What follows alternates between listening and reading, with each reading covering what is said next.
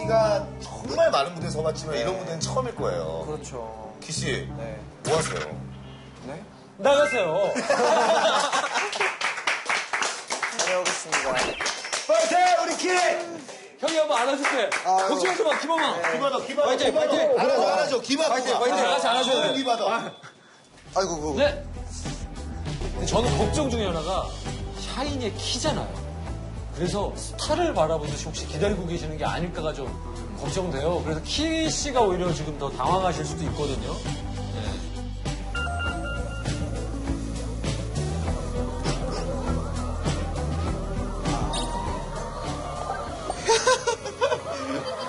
안녕하세요. 안녕하세요. 잠시만요. 저 여기 앉을 거예요. 잠시만요. 저 여기 앉을 거예요. 여기 앉을 거예요, 여러분. 아니 이게 몰려드는 게 와 아까 승현 씨 때랑은 너무 다른 느낌으로. 스타는 스타네요, 진짜. 아이돌이라는 게 저런 거군요.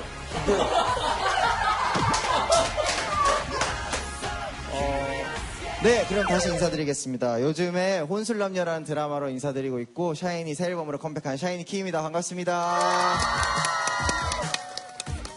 제가 이야기하기에 앞서 한 가지 말씀드리고 싶은 게 제 나이를 아시는 분들은 아시겠지만 저는 그래봐야 26살이고 여러분들에게 어떠한 인생의 방향성이나 뭐 그런 거를 제시할 만한 입장은 전혀 아니고요. 그냥 오늘 짧은 시간이지만 재밌게 제 얘기를 들어주셨으면 합니다. 그럼 이야기 시작할까요?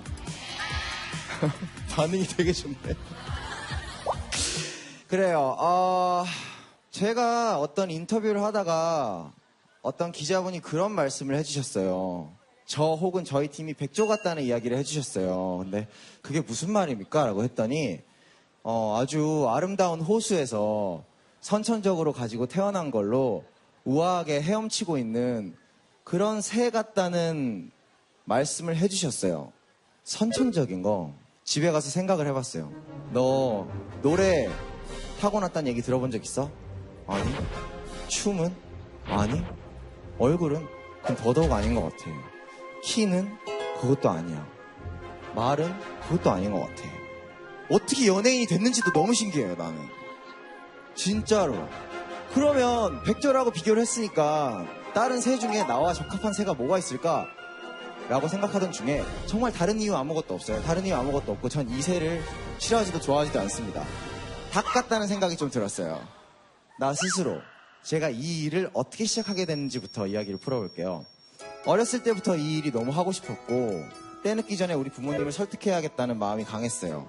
그래서 15살이 넘어가기 전에 어머니 아버지께 말씀을 드렸고 반대가 있으셨지만 결국에는 이제 허락을 해주셨어.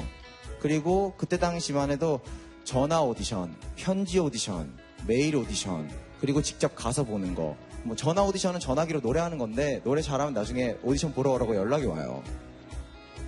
연락이 안 오더라고요. 메일 오디션도 답장이 안 오더라고요. 편지 오디션은 물론이고 우리 엄마 손잡고 서울 가서 오디션을 봤는데 떨어졌어요. 그리고 그 해에 있었던 전국 투어라는 오디션을 봤는데 그 오디션에 붙었어요. 15살에. 그게 지금 와서 들어보니 경쟁률이 8,000대 1이었대요. 근데 왜 붙었는지는 아직까지도 미스테리예요. 정확한 이유는 들어본 적이 없어요. 아니, 너이기 때문이야. 저는 좀 순탄했어요.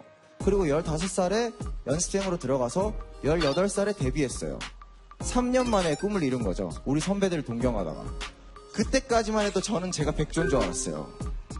근데 데뷔를 하자마자 현실에 부딪히게 된 거죠. 왜 그랬냐면 여러분 성적표 이 단어 되게 싫어하시죠? 끔찍하잖아요. 그때 당시만 해도 연예인들한테 성적표가 있었어요. 어떤 거냐? 연예인 검색 순위. 저희 연예인의 성적표가 있었는데 저는 만년 5등이었어요. 항상 5명 중에 얘기하는 거예요. 5위였다는 게 아니라. 네, 만년 5등. 전 너무 많은 회의감이 드는 거예요. 거기서. 제가 2120인가 그랬었어요. 저도 4,000m였는데 더 웃겼던 건 뭔지 알아요? 제 2단계 밑에 윤종신 씨 있었어요. 그냥 뭘 더 열심히 해도 피드백이 없고 반응이 없고 결과도 안 좋고 하니까 그냥 기계처럼 살았어요, 그때는. 그러는 와중에 주위 멤버들은 너무 부럽고 또 백조들은 쫓아는 가야겠고 그러니까 백조들이 하는 걸 막 따라했어요. 막 따라 하다가 시간이 지나고 보니 너무 아름다운 강에 우아한 백조들 사이에서 헤엄치고 있는 닭인 나를 발견한 거예요. 거기서는 저 스스로가 경쟁력이 너무 없는 거예요. 그거를 그때 처음 인정을 했어요. 그때 처음 인정을 하고 잠시만요. 컨닝 페이퍼인데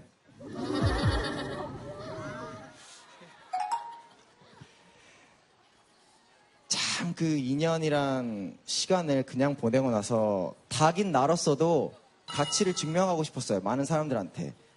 또 아시는 분들은 아시고 모르시는 분들은 모르시겠지만 제가 옷을 되게 좋아해요. 옷을 되게 좋아하고 어렸을 때부터 되게 관심이 있어 했고 일단 옷을 막 사기 시작했어요. 옆에서는 미쳤다고 했는데 난 그게 가치가 있는 일이라는 걸 너무 확신이 있었기 때문에 그 옷을 사서 막 괴상망측하게 스타일링을 하고 다녔어요. 가장 전문 업계인 곳에서 인정을 받고 소문이 난 다음에 우리 회사에 그 얘기가 흘러들어가면 내 말을 믿어줄 것이다 라는 확신이 있었어요. 아닌다 다를까 그게 좋은 소문이 나고 제 개인 일이 들어오기 시작한 거예요. 잡지 일, 런칭 행사 그러면서 차츰차츰 대중들한테도 인정을 받기 시작하면서 제가 가장 처음으로 풀어야 될 숙제가 이거를 어떻게 하면 닭답게 일을 할 수 있을까? 제가 무대 의상을 하고 싶다는 얘기를 회사에 했어요. 저희 샤이니 콘서트 의상 하고 싶다고. 처음에 회사에서 알겠다고 했어요. 그리고 사장님 미팅을 잡아줬어요. 내가 이거를 닭답게 하려면 과연 뭘 준비해야 될까? 연예인으로서 그냥 그 미팅 가가지고 별로 꼴값 떨고 싶지는 않았기 때문에 PPT를 써갔어요. 이런 기본적인 제 의상의 목적과 컨셉과 저희가 비춰졌으면 하는 정체성과 제작비, 시간, 연출 등등을 적어서 사장님께 보고를 드렸어요. 어머나, 얘 봐라. 이 중에 하나라도 안 된다고 하면 어떻게든 사장님을 설득시키려고 제가 여러 가지 이유를 준비해 갔는데 정말 감사하게도 다 오케이를 해주셨어요. 나중에는 사장님이 좋아해 주셔서 저에게 2번을 더 요청을 하셨어요. 나중에는 역으로. 가장 닭답게 좋게 풀린 케이스라고 저는 생각해요. 그리고 제가 더 하나 소개하고 싶은 거는 요즘에 여러분들이 많이 봐주시는 혼술남녀 얘기를 좀 해볼게요. 네.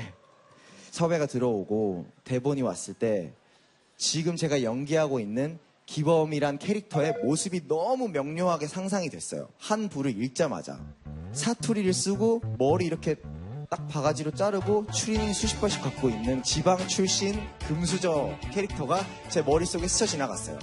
하지만 대본은 표준어였고 그냥 제 나름대로 그렇게 생각을 했던 건데 미팅하러 갔을 때 제가 버전을 2가지를 준비해 갔어요. 표준어 버전이랑 사투리 버전. 근데 저는 사투리로 그걸 너무너무 연기하고 싶었기 때문에 정말 작가님께 죄송하지만 표준어 연기를 일부러 좀 못했어요. 그러면서 사투리 연기를 막 미친 척하고 니는 막 고마 조디를 카스를 이렇게 막 번역을 해갔어요. 그러니까 작가님께서도 너무너무 좋아하시고 이거 뭔가 캐릭터의 생명력을 더 불어넣은 것 같다는 느낌이 있었고 네가 원하는 건 하게 해줄 테니까 표준어로 대본은 계속 나오니까 네가 번역을 해라. 그래서 지금도 집 가면 번역을 해야 돼요. 난 너가 싫어 이런 말이 사투리에는 없기 때문에 네가 억수로 싫다라고 집에 가면 바꿔야 돼요. 그게 닭다운 점이라고 생각해요. 저는 닭다운 일이에요. 저다운 일이에요. 제가 이 얘기를 하는 이유가 뭐냐면 각 직업에는 백조와 닭이 있어요. 제가 제일 슬프다고 생각하는 거는 닭이 백조를 쫓다가 백조가 못 되고 죽는 게 아니라 닭이 닭답게 못 살고 죽는 거는 너무 슬픈 일인 것 같아요. 저는 하루라도 저답게 마음 담아서 일하고 싶었고 그게 경쟁력이 충분히 됐다고 생각하고 지금도 일을 많이 하고 있다고 생각해요. 저보다 잘생긴 애들 너무너무 많고요. 저보다 키 큰 애들 너무너무 많아요. 저보다 노래 잘하는 애들, 춤 잘 추는 애들도 너무너무 많아요. 특히 후배들은. 아무튼 그런데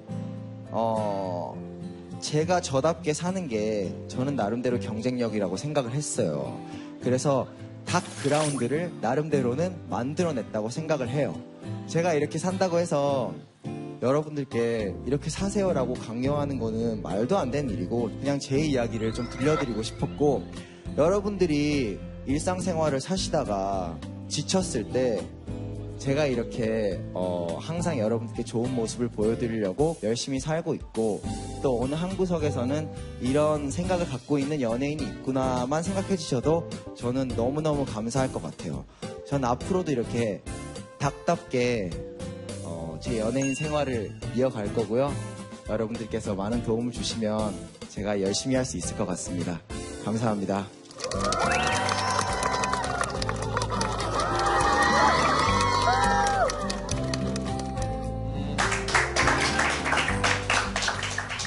제가 못한 얘기가 있을까요?